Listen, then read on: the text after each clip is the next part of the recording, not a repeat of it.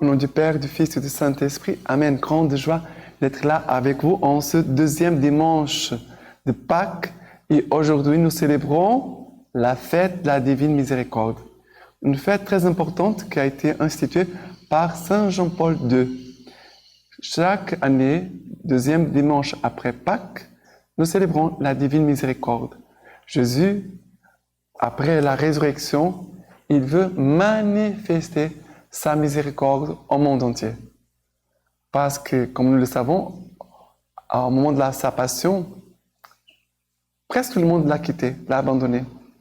Et maintenant, Jésus ressuscité vient à la rencontre de tous ses amis, de ses apôtres, de ses disciples, vient à leur rencontre, mais vient avec miséricorde. Ne vient pas avec un fouet pour les fouetter, pour les punir, mais Jésus vient avec miséricorde pour les attirer à la foi et aussi à la miséricorde, pour qu'ils puissent être miséricordieux. Cela fait partie des béatitudes. Bienheureux les miséricordieux, car ils obtiendront miséricorde. J'espère que vous avez compris. Maintenant, voilà, la première lecture d'aujourd'hui, c'est Actes des Apôtres, chapitre 5, à partir du verset 12. Par les mains des apôtres, il se faisait de nombreux signes et des prodiges parmi le peuple. Ils se tenaient tous d'un commun accord sous le portique de Salomon, et personne d'autre n'osait se joindre à eux, mais le peuple célébrait leurs louanges. Des croyants de plus en plus nombreux s'adjoignaient au Seigneur, une multitude d'hommes et de femmes, à tel point qu'on allait jusqu'à transporter les malades dans les rues et les déposer là sur des lits et des grappas, afin que tout au moins l'ombre de Pierre à son passage couvrit l'un d'eux. La multitude accourait même des villes voisines de Jérusalem, apportant des malades et des gens possédés par des esprits impurs, et tous étaient guéris. Qu'est-ce qu'on voit ici? La manifestation de la miséricorde de Dieu, qui à travers Pierre ici ce n'est pas Jésus-Christ, mais Dieu se sert de Pierre pour manifester sa miséricorde aux hommes. Comment la miséricorde se manifeste ici? Par la guérison des malades, et la parole de Dieu dit que les gens mettaient dans les rues les malades, au moins que l'ombre de Pierre puisse couvrir l'un d'eux. Au moins l'ombre.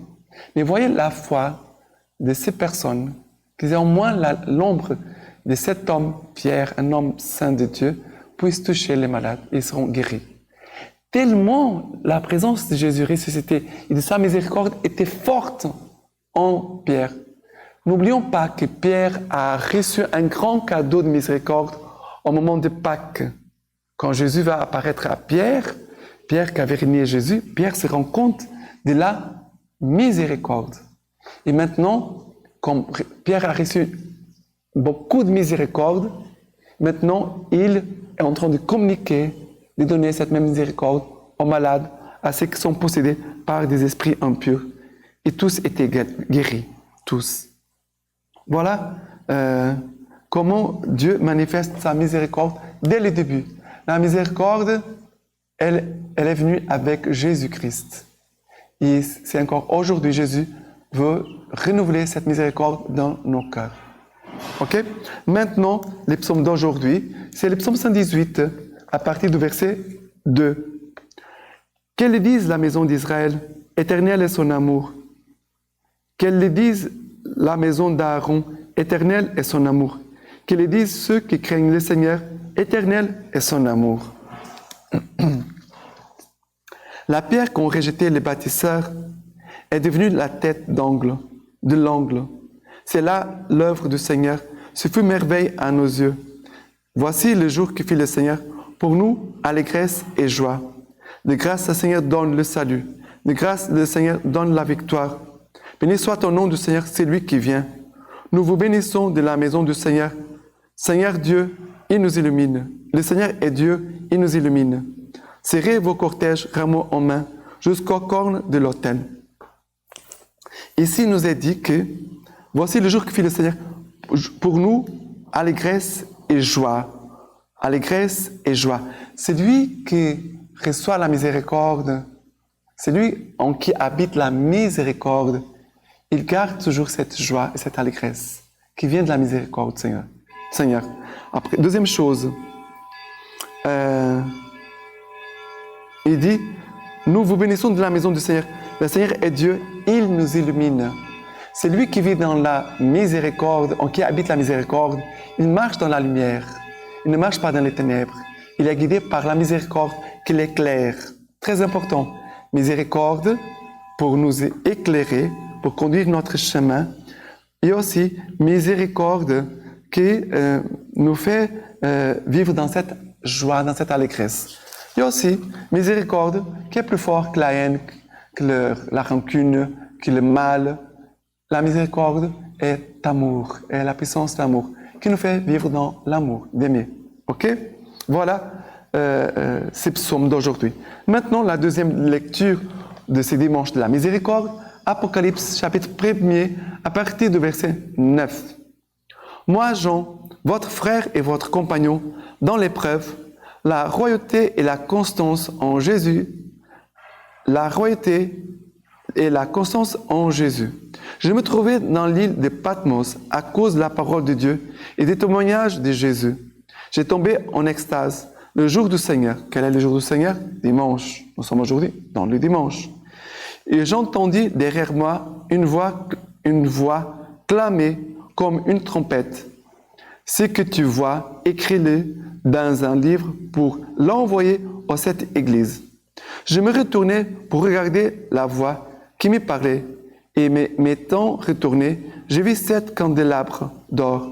Et au milieu des candélabres, comme un fils d'homme, revêtu d'une longue robe serrée à la taille par une ceinture en or. À sa vue, j'ai tombé à ses pieds comme mort.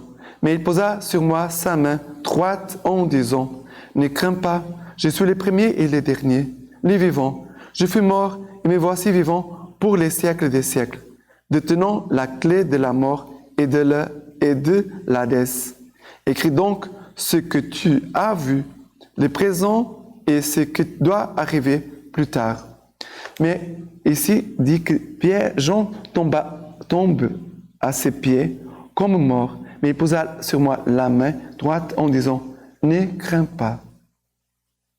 Je suis le premier et le dernier. » Regarde, la miséricorde, si nous tombons, la miséricorde nous relève et nous dit, « Ne crains pas. Je suis le premier et le dernier. » Ça veut dire, je suis au début et à la fin. Ça veut dire, toute ta vie, elle est en moi. Dès ton origine jusqu'à la fin de ta vie, je serai avec toi. Ne crains pas, je suis le premier et le dernier, les vivants. Je fus mort, mais voici vivant pour les siècles des siècles. Je suis le vivant. La mort n'a aucune prise sur moi. Regardez, vivre dans la miséricorde nous garde toujours dans l'espérance. Parce que l'espérance nous garde toujours tournés vers le ciel, orientés vers le ciel, vers la vie éternelle. Vous comprenez? Alors, vivre de la miséricorde garde nos cœurs dans l'espérance. Et cette espérance nous soutient à chaque jour en sachant que le but de notre vie célestielle est la vie éternelle.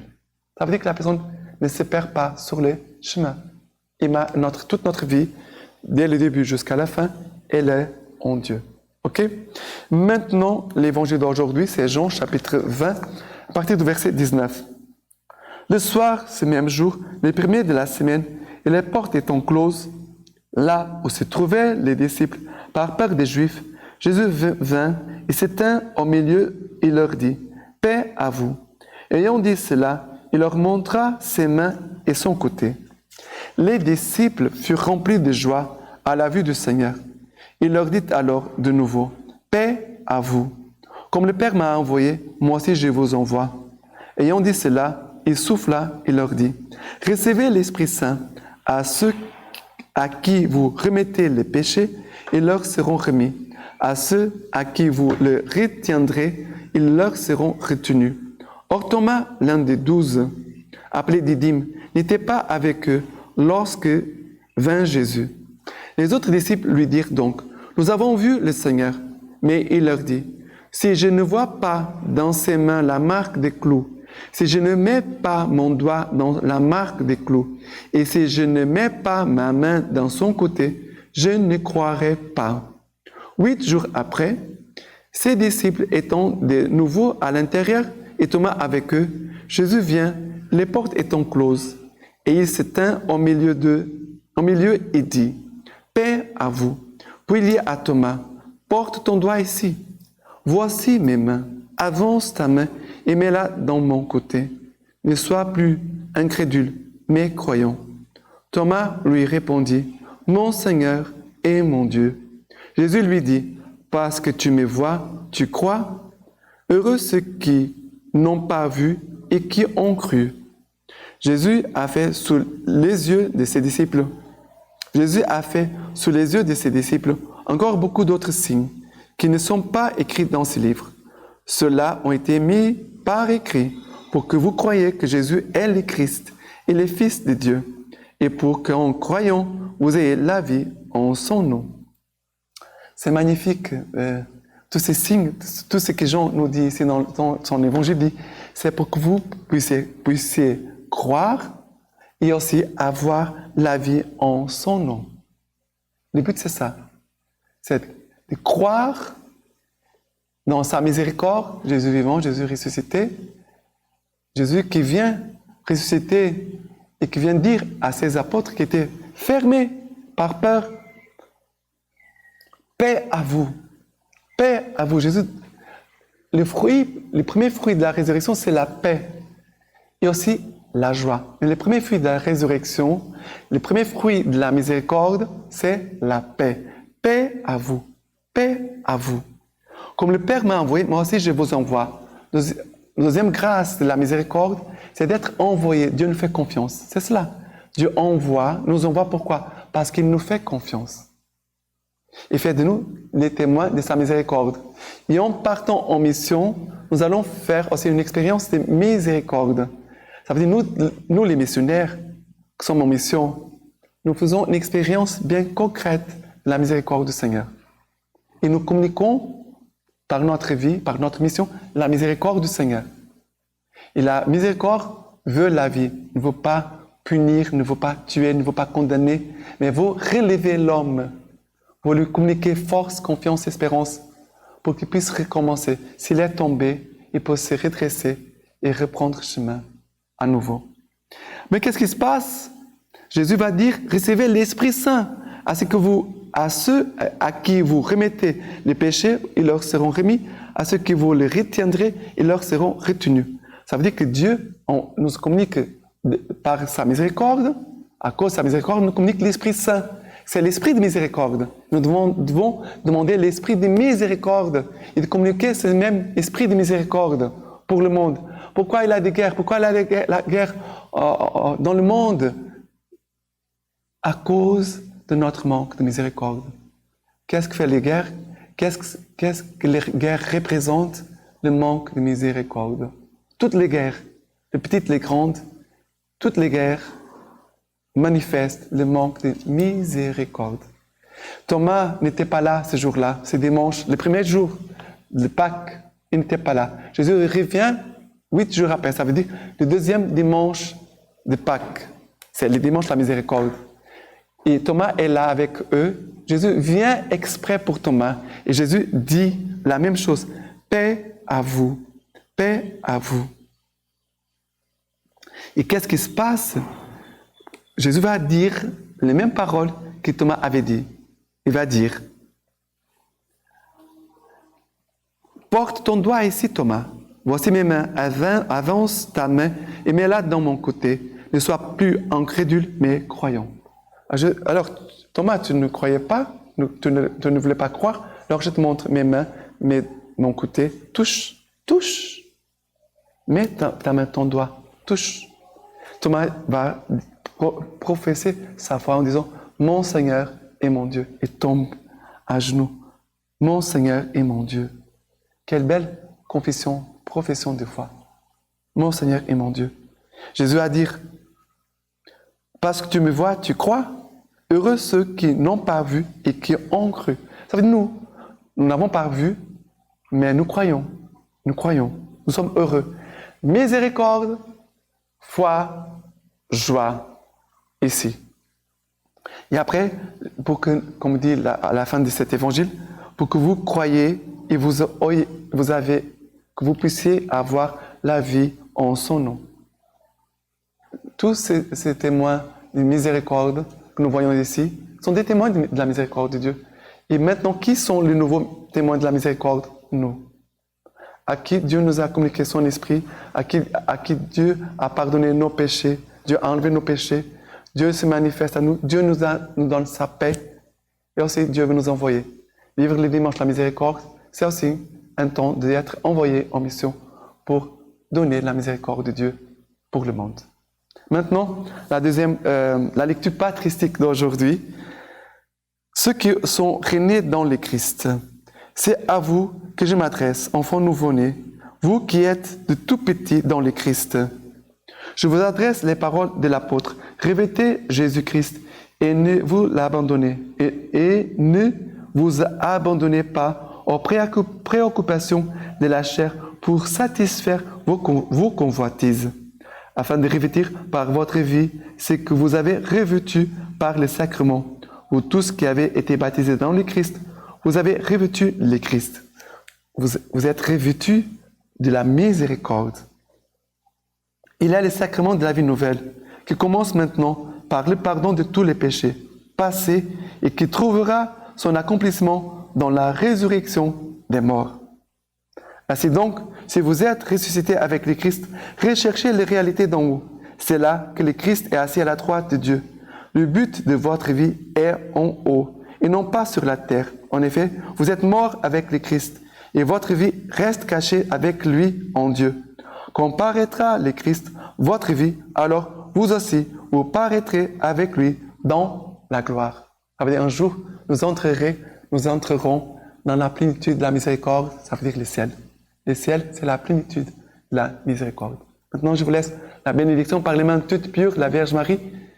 Et aussi, je vous souhaite sainte et joyeuse Pâques. Le Christ est vivant, le Christ est vraiment ressuscité. Que Dieu vous bénisse, vous garde, le Père, le Fils et le Saint-Esprit. Amen.